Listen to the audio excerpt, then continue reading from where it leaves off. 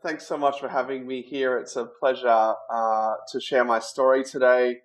And as Al said, my name is Shane Currey, and I'm going to talk to you today about the magic, hope, and wonder that is in the future of work. Um, it's a privilege to be here today and amongst some of those amazing speakers, and the one we just heard, I think, speaks to the hope that we have a more sort of equitable society. It was such a great talk.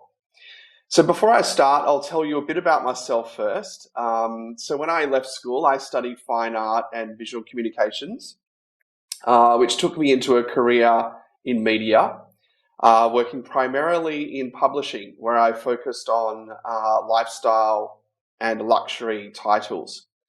Now, I worked in London, San Francisco, and back here in Australia. And over that 10 years, I really learned how to tell a story that people want to buy. It's how stories can shape trends and directions. I then made a pivot into management consulting, and that was not by design. I was actually an extra in a movie that was filmed at Deloitte in Sydney. And it just happened that I saw a job advertised for a creative director at Deloitte the next day. So a long story short, 15 years with Deloitte, the last 5 as a partner in the consulting practice, where I focused on addressing the fundamental issues of life at work and helping organizations step closer towards what that future of work might be for them. I've worked across private and public sector clients, and only 4 weeks ago, I left Deloitte to start my own business called Prime Collective. So it's exciting to be here as a solo artist today, and my business is focusing on strategic storytelling and helping businesses sort of describe this future. Now, when I reflect over the last sort of 15 years in consulting, one of the main challenges I had was changing the mindset of leaders from what is to what if, trying to encourage them to use their imagination and creativity to create a more engaged and positive workplace.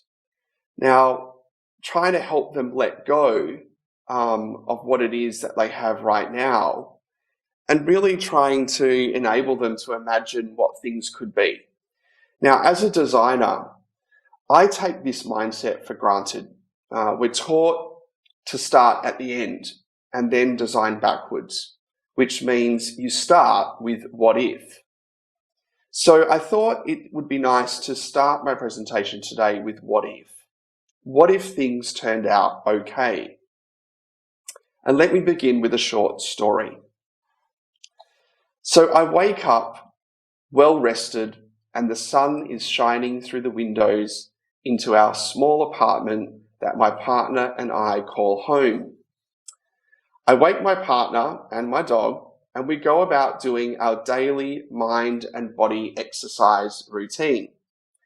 Now, as part of that journey, we walk through a local shared garden where we have fruit trees and grow herbs all year round.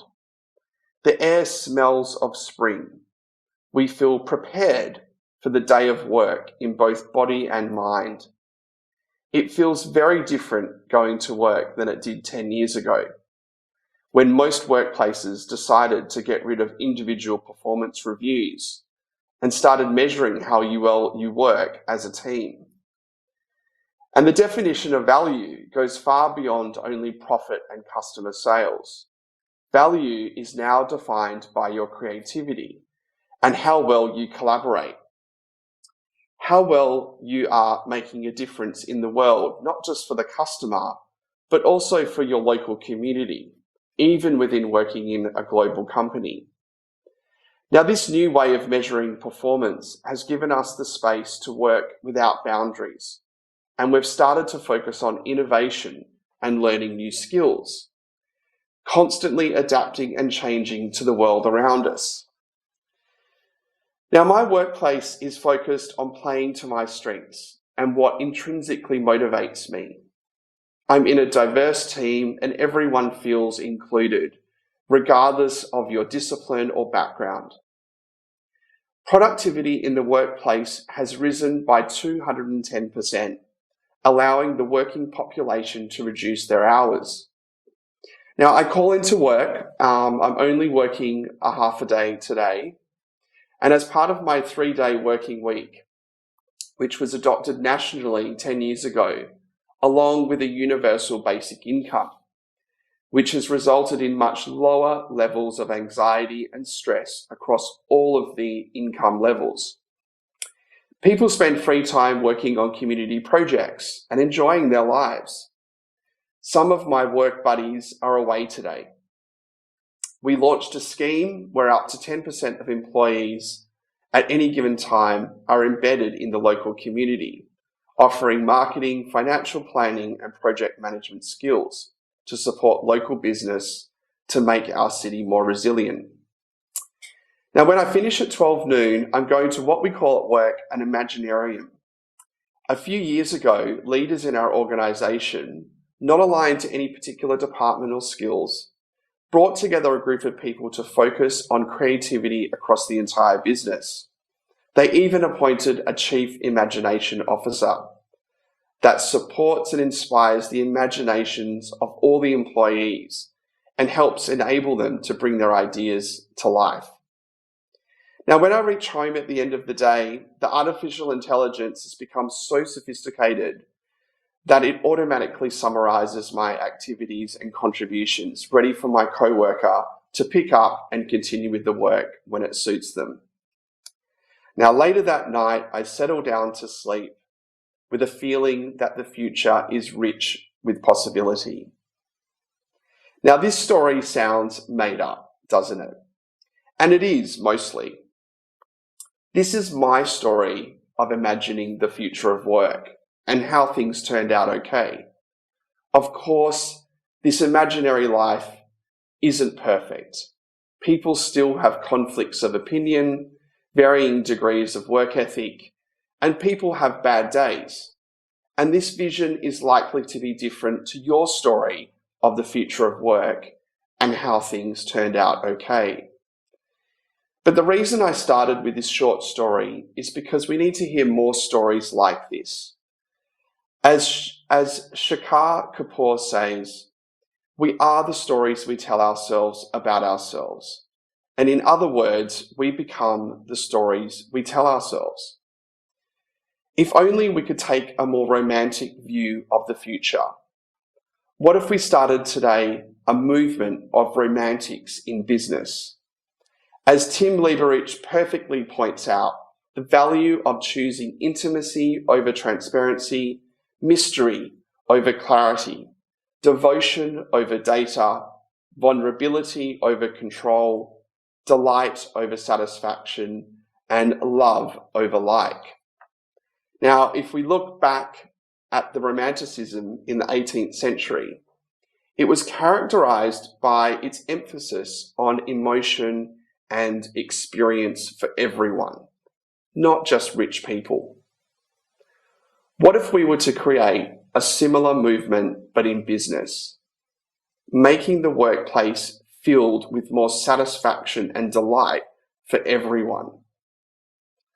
I think this movement is about to begin. And the good thing about this pandemic is I think it's pushed us into this future more quickly. Check out this ad that Tim Lieberich put into Craigslist in the US. Seeking business romantic to join our team. Let me read this ad to you. So, reporting to the CEO, the business romantic will help colleagues, customers, partners, and society at large see the beauty of life at work with fresh eyes. Embracing hope as strategy, the business romantic presents cohesive narratives that make sense of ever more complex and fragmented workplace and market conversations. Instead of focusing on assets and return on investment, the business romantic exposes the hidden treasures of life at work and delivers return on community. The business romantic designs, and implements acts of significance that restore nostalgic trust in business as the most impactful human enterprise and provide internal and external audiences with brand and workplace experiences rich with meaning, delight, and fun. We're looking for a self-starter with a strong entrepreneurial drive, exquisite taste, and proven track record of managing the immeasurable. Now, in less than a week, this ad had received over 100 applications. And let me read one of the responses. I am quite intrigued as I don't really understand 100% what you're looking for. But from what I can see, you are interested in a more metaphysical aspect of business and work, more about how people interact, how to make a positive work environment, how to find deeper meaning in the interactions with work colleagues and clients. You're welcome to correct me if I misunderstood. What a great response to that ad. Now, it's true that we will not likely find a job like this today, but who's to say that we won't in the future? When you receive that many applicants in only a few days, I think it shows us that we know what's missing in the workplace already. A more engaged and romantic life at work. The days of suffering through a career because that's what everyone else has done, I think is coming to an end. And because of that, I believe there is a seismic shift occurring in the workplace. Now, the last few decades have belonged to a certain kind of person, a certain kind of mind. Computer programmers who cracked the codes, lawyers who crafted the contracts, and the accountants with the MBAs who could crunch numbers. But I believe that the keys to the kingdom are changing hands. The future belongs to a very different kind of person with a different kind of mind. The creators and the empathizers, the pattern recognizers and the meaning makers. These people are the artists, the inventors, the designers, the storytellers, the caregivers, consolers, and the big picture thinkers. These are the people that will reap society's richest rewards and share its greatest joy. So we're moving away from an economy built on logic, linear, computer-like capabilities to an economy built on inventive, empathic, big picture capabilities. And I think the future will shift in some fundamental ways. And the first one is moving from functional to beautiful. And what I mean by that is moving from this focus on products and services to things being more whimsical and emotionally engaging. I think we will move from data being this information gathering and insights gathering through data to storytelling, understanding what this data means and applying narrative thinking to the data that we collect. I think we will move from this idea of specialization and focus on analysis to this big picture thinking, being able to combine disparate pieces of information into a compelling new whole. I think we'll go from logical thought, which is part of us, it's part of being human, but I think it's these advanced analytical skills that we currently value. And I think that will shift to a bit more of a human understanding and what makes your fellow men and women tick. One here that I'm super passionate about is I think we're very, very serious. And this idea of seriousness. And I think there is a time to be serious, don't get me wrong, but not all the time.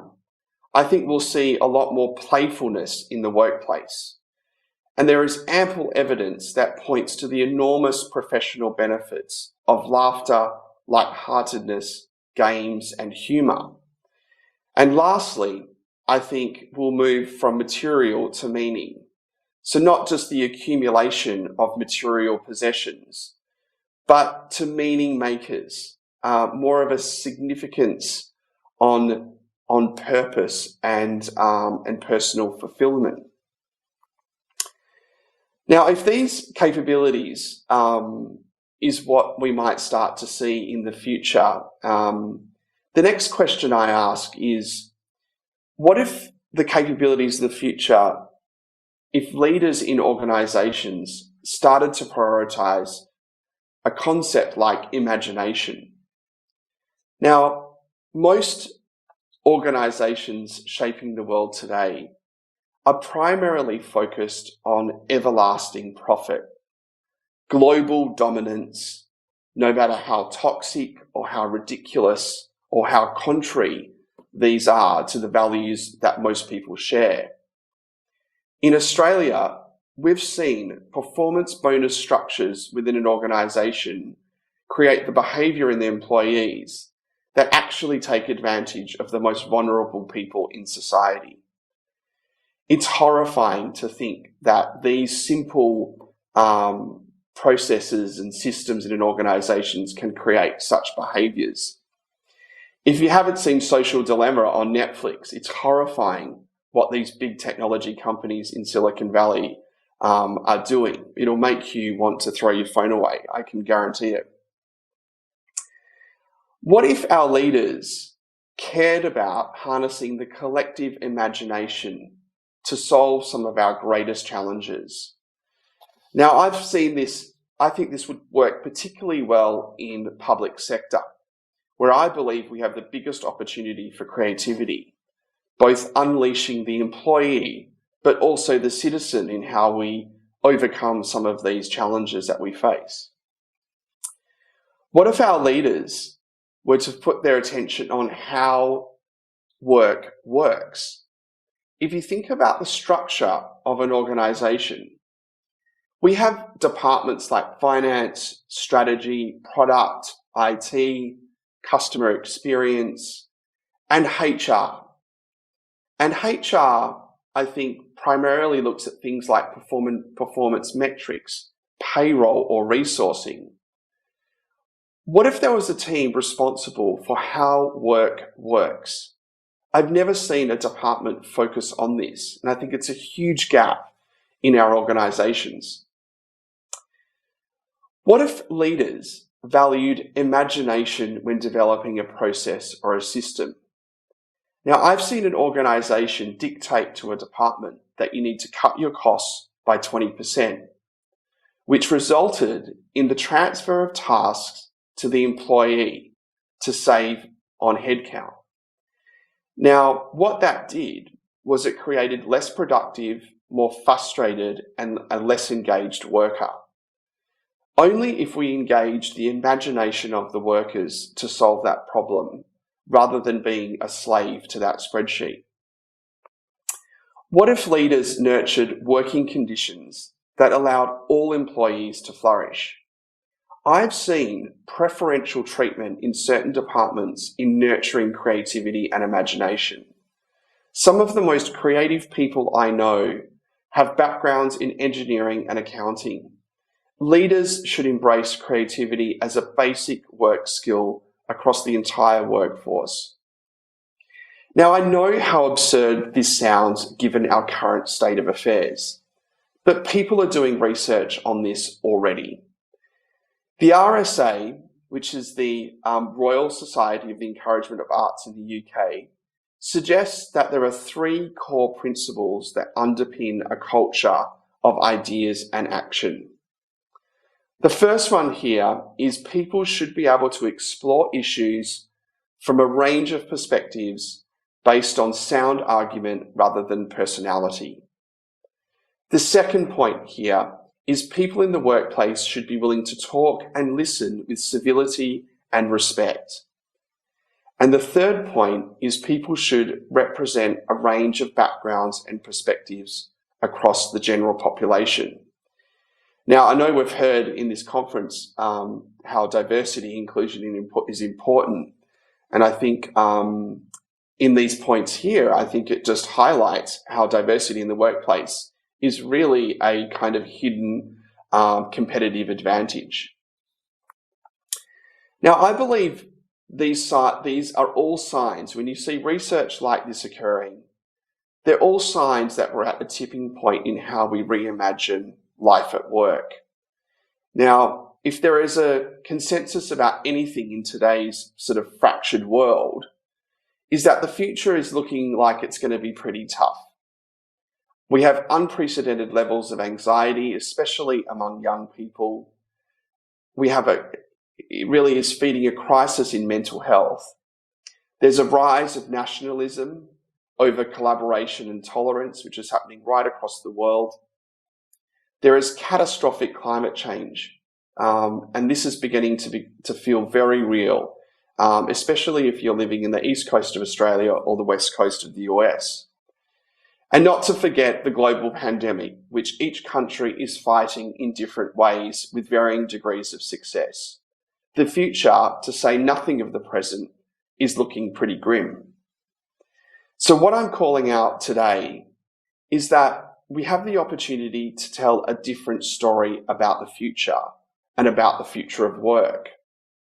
What if we were to take a more romantic view of the future and took a mindset of what if rather than what is it that we have to work with?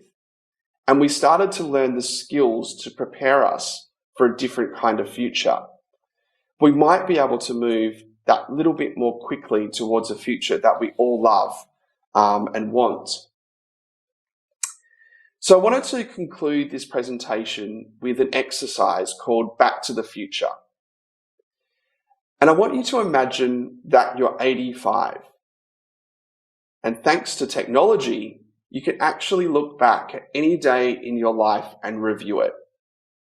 You're looking back at today and you can honestly tell yourself, that was a really great day at work. I'd change nothing. I really showed up as my best self on that day. How would you have lived today to justify such a satisfied evaluation? How did you conduct yourself? How did you treat others and yourself? And what qualities did you embody? What I want you to do now is I'm going to give you a few minutes just to write down a few words that describe your best work self. I hope you can join me as a business romantic and be a leader that works towards a future that's worth working for and fighting for. And lastly, as I've said in many presentations before, if you want to be creative, you have to be inspired. So I want to share with you some things that might inspire your inner romantic, even for those skeptics out there, which I know there are. The first one is a book by John Hagel called The Power of the Pull. Now, if you want to deepen your understanding of story and narrative, I believe this is a great read. It's deep, it's heavy, but it certainly will help you create stories that create a pull, that pull people in. The second one here is Art as Therapy by Alain de Botton. A great read that explores why art is important and what might be some of the reasons we do it. So if you're feeling like you don't have choices at the moment, art is a really interesting way to rewire your brain to feel a sense of choice and that infinite sort of possibility. Third one here is a TV series called Normal People. Now, I could do another 30-minute presentation on this series. A really, really interesting journey or sort of series that explores the complexity of human emotion. And it really will remind you of that sort of deeper human condition and that quest for love and happiness. And the last one here is The 100-Year Life. It's a book by Linda Grattan and Andrew Scott. And it's how we are designing careers when we're looking, down the barrel of a 100-year life, and how we could structure our lives in completely different ways in order to take that into consideration.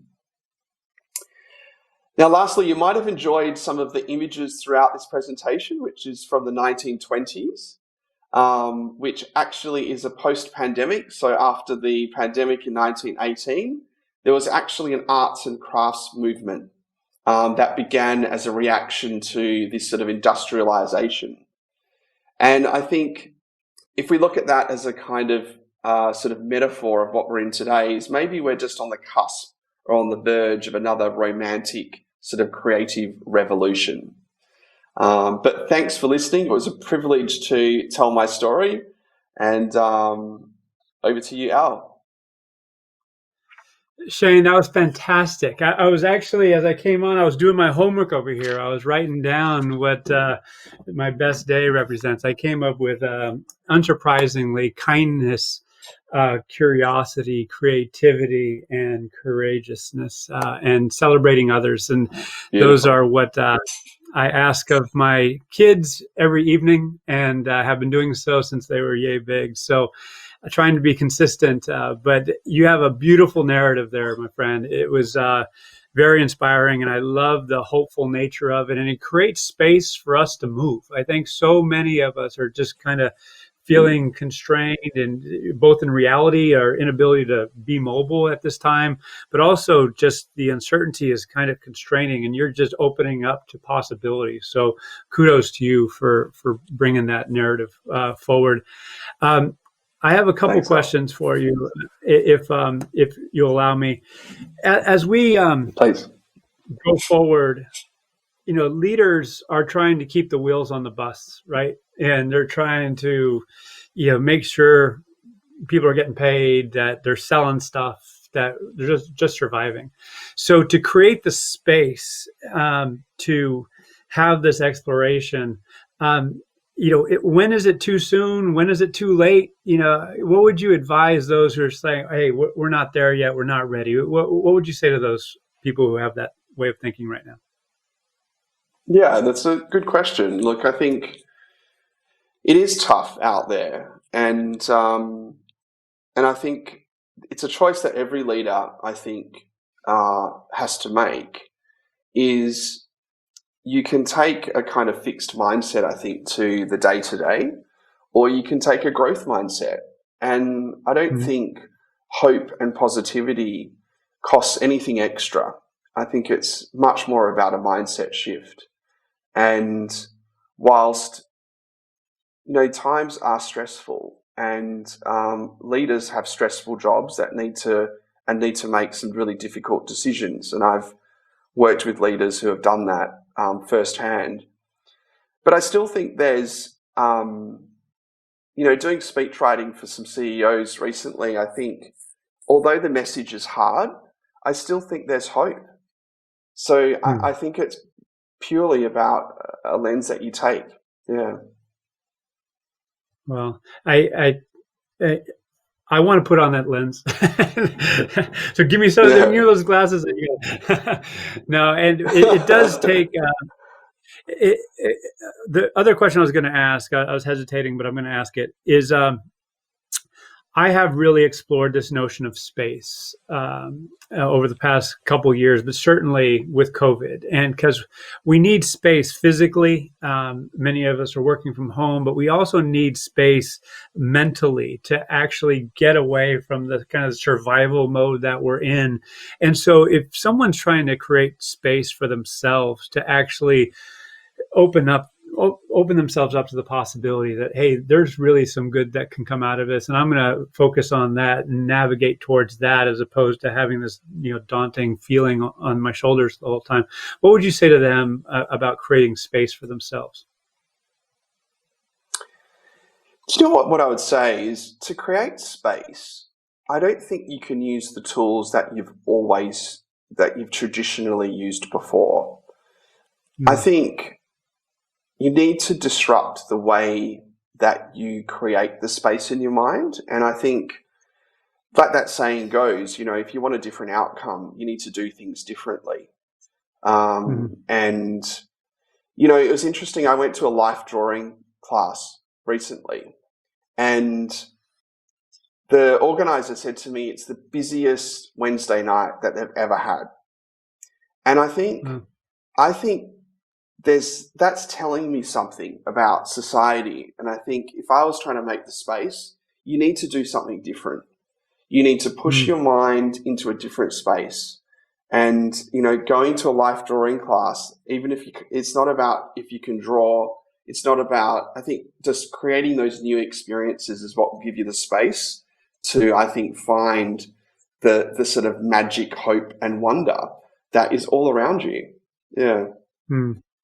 I love it. I think that's a great suggestion, great idea. And I celebrate it like I celebrate you, like I celebrate what you had to share. So thank you, sir, for contributing, and look forward to, I say this, but I do mean it, in person before too long. Who knows when it'll be, but until then, Absolutely. thank you. All right. You be My well, yeah? pleasure. All right, sure. You Be too. well.